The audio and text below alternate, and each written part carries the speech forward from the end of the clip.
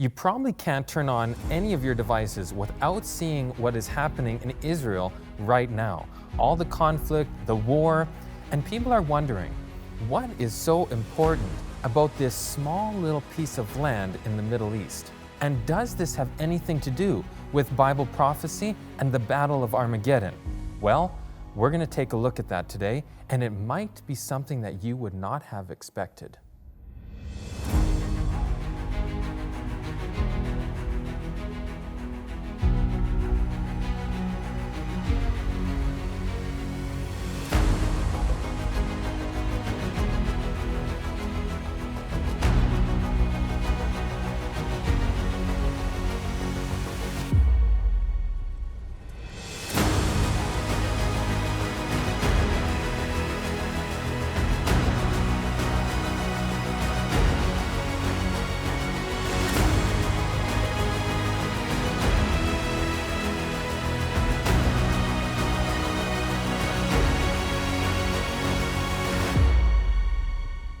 Now, before we answer the question if this affects us now at the end in Bible prophecy, we have to go to the beginning of the story. And this story begins with a man named Abraham. Now, Abraham was promised this land called Canaan.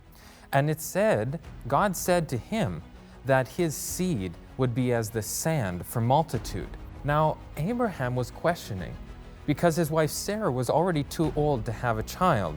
And so Sarah recommended, why don't he go to one of the handmaids and have a son with her? So he ended up doing that. And this son's name was called Ishmael. And then the original son, which God promised from Sarah, did come, and his name was Isaac. So we have Ishmael and Isaac, these two brothers. And for eternity, almost, these brothers were at war.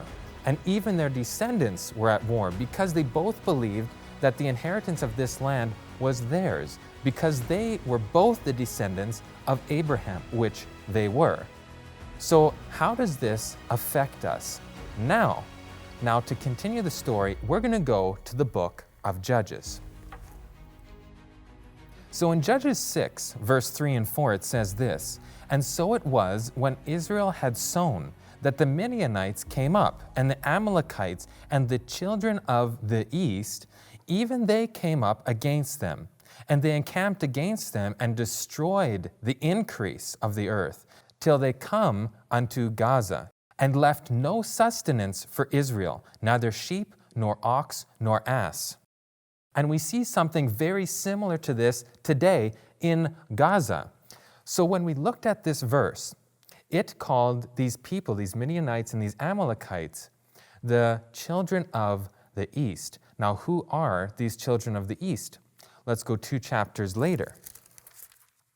Starting in verse 23, "And Gideon said unto them, I will not rule over you, neither shall my son rule over you. The Lord shall rule over you. And Gideon said unto them, I would desire a request of you, that ye would give me every man the earrings of his prey, for they had golden earrings, because they were Ishmaelites." So we see here that these children of the east are Ishmaelites, or descendants of Ishmael, that one son of Abraham. So will these people of the east have something to do at the end of history in Bible prophecy? Well, let's continue. Genesis 16, verse 12, "And he will be a wild man. His hand will be against every man, and every man's hand against him. And he shall dwell in the presence of all his brethren." And we see that very thing with the descendants of Ishmael, who become the Mohammedans or the Ottoman Empire or modern-day Islam. So we see that they are against every man, and every man's hand is against them.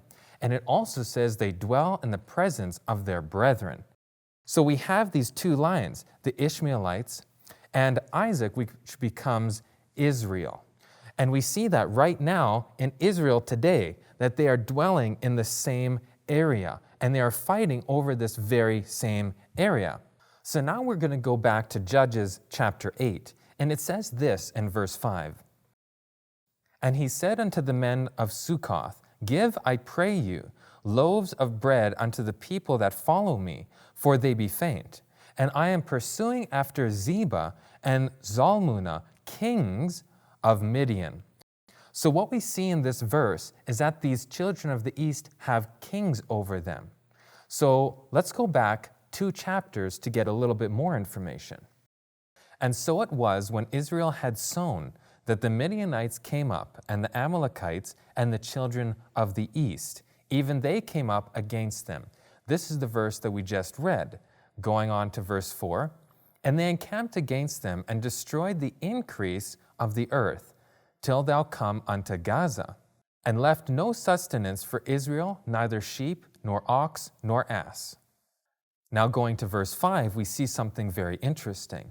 For they came up with their cattle and their tents, and they came as grasshoppers for multitude. For both they and their camels were without number, and they entered into the land and destroyed it. So here we see in verse 5 that these children of the east, these Ishmaelites and the descendants thereof, are likened to grasshoppers or locusts. And this is very important when talking about Bible prophecy. So let's take a look at something very interesting here. And this is a map of the location of Locust and the Mohammedan. And it is uncannily similar. So we can see here, even in the Bible representation of this creature with these people, it has these similarities. It goes across and it decimates in its path. So now that we see this power that is described as a locust, where does this show up elsewhere in the Bible? And does it have anything to do with what's taking place now?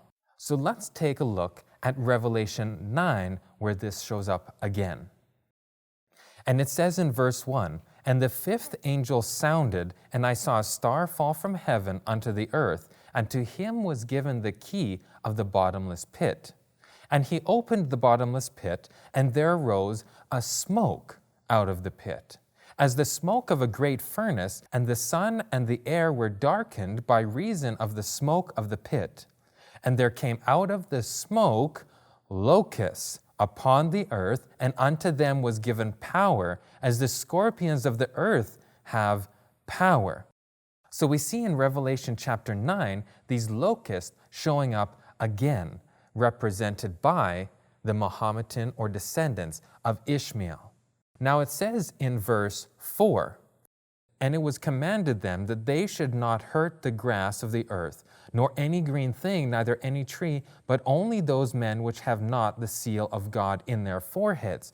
So these people were commanded to hurt not those people who have the seal of God. So in the end of this world's history, should we be fearing this group of people? No, because God has commanded that He would protect us from them.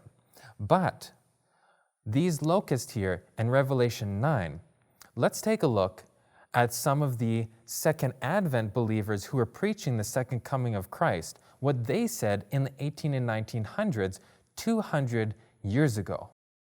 So we can see here on these charts that they used, they depicted these locusts and what was written in Revelation 9 as the Mohammedans and the Ottomans.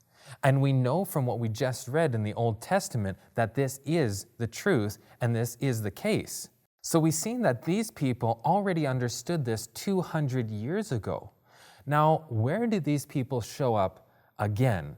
Let's go to Revelation chapter 16. Starting at verse 12, it says this, And the 6th angel poured out his vial upon the great river Euphrates, and the water thereof was dried up, that the way of the kings of the east might be prepared. Now, do you remember what we just read in Judges? These children of the east with these kings represent the descendants of Ishmael or the Mohammedan nations. So we see here in Revelation 16 these people of the east. So what is their role and what are they going to do? Let's continue to the next verses. And I saw 3 unclean spirits like frogs come out of the mouth of the dragon and out of the mouth of the beast, and out of the mouth of the false prophet.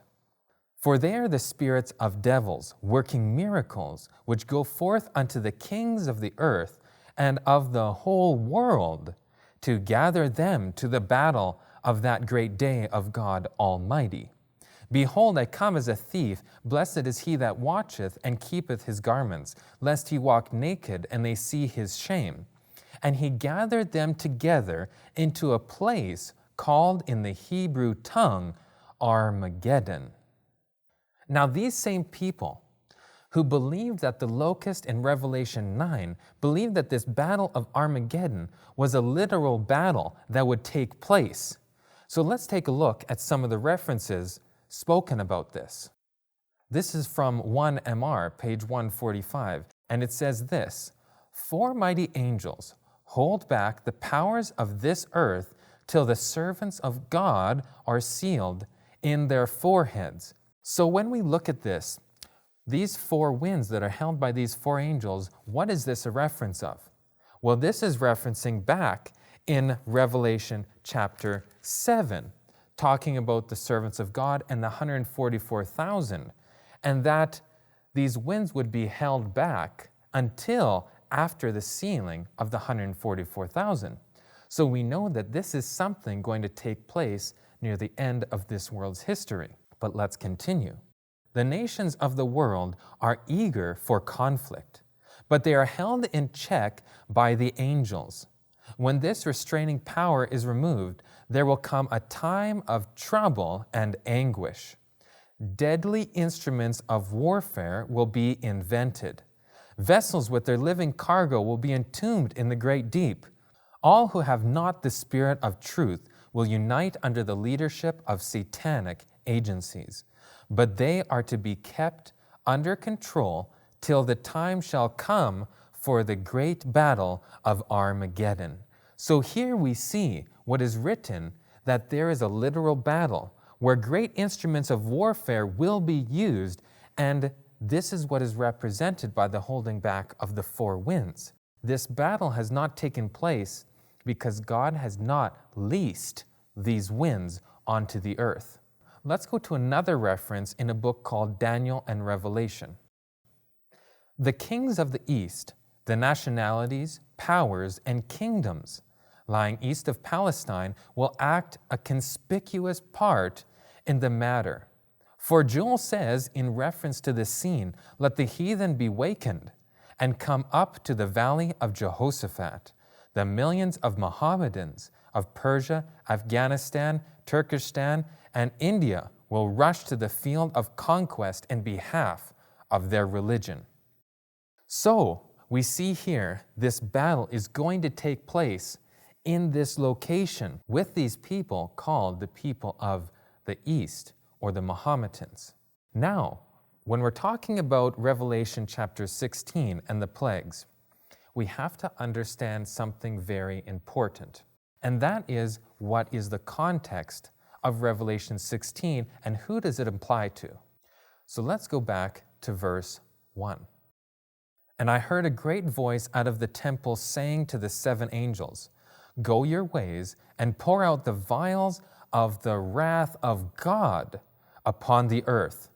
So here we see these vials, or this cup filled with the wine of the wrath of God, is going to be poured out on who? Let's see in the next verse. And the first went and poured out his vial upon the earth, and there fell a noisome and grievous sore upon the men which had the mark of the beast, and upon them which worshipped his image. So this wrath of God is going on the people with the mark of the beast. So we have this connection here. These plagues are referred to as the wrath of God, and they go on the beast and the people who worship the beast. Now, what else is said in the Bible regarding these people? And it's very interesting. Let's go to Revelation chapter 14.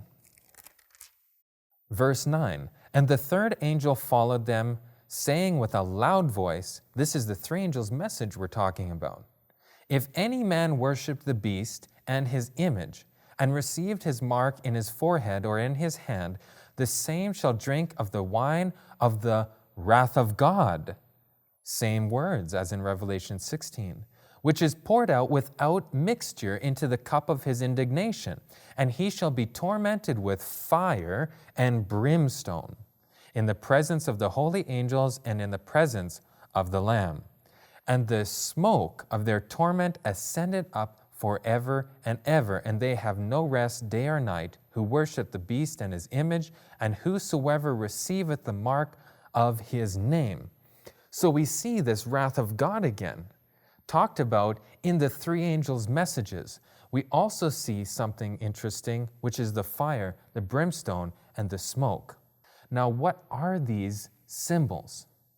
So let's go to Revelation 13 for a second. And when we go there, let's read verse 1. And there's something interesting we'll find.